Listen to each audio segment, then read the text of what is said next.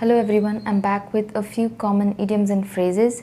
Most of these are kind of self-explanatory and again, very commonly used. You might use these yourself or see or hear people around you use these. The first one we have is hit the sack, meaning to go to sleep or to go to bed. You could also call it hit the hay. By the way, these are very informal English and aren't really used in written or formal English. By the way, you could also use call it a day when you want to, end the day by either stopping your work or by going to sleep. Because let's say the day wasn't really very pleasant. For example, I'm gonna go hit the sack. I'm really tired. Or you can say, I have a very busy day tomorrow. I'm gonna go hit the sack early.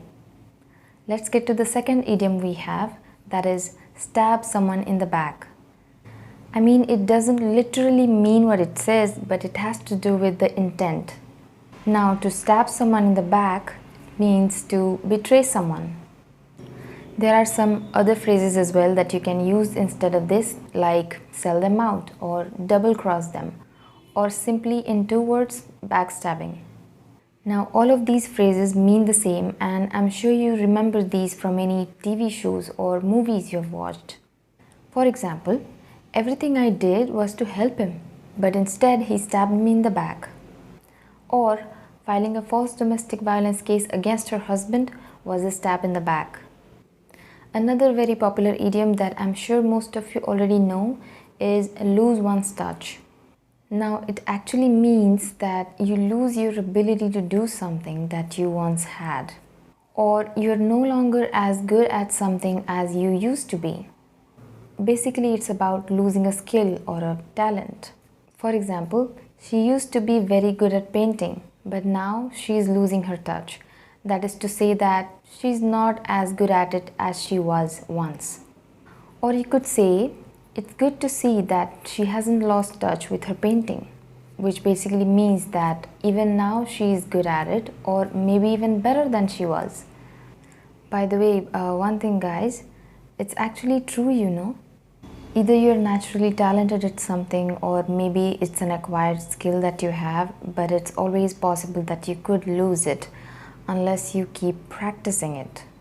So no matter what it is that you're trying to learn or have already learned, make sure you keep practicing it.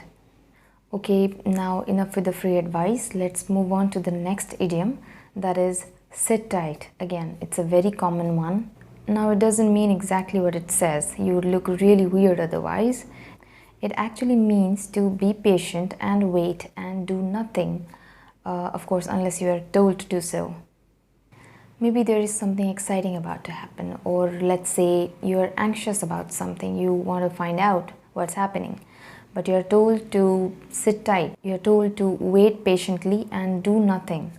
So let's take a look at a few examples. The doctor asked her to sit tight as he bandaged her leg. Or, during these times of economic crisis, it's best to sit tight and not make any hasty investments or careless expenses. It's actually a good advice. Anyway, let's move on to the next one and the last one for this video. The last one we have is pitch in. It's again very common. It means to contribute to something or help with something. There are some other phrases that you could use in its place, like to join in or to help out or to lend a hand or simply participate. They all mean the same thing. Now, example sentences. Everyone, please pitch in. We need to finish this project today. Or, if we all pitch in, it shouldn't take too long. So that's it for today guys. I hope from this video you could learn something, even though most of the idioms and phrases we talked about in this video are very common and very frequently used.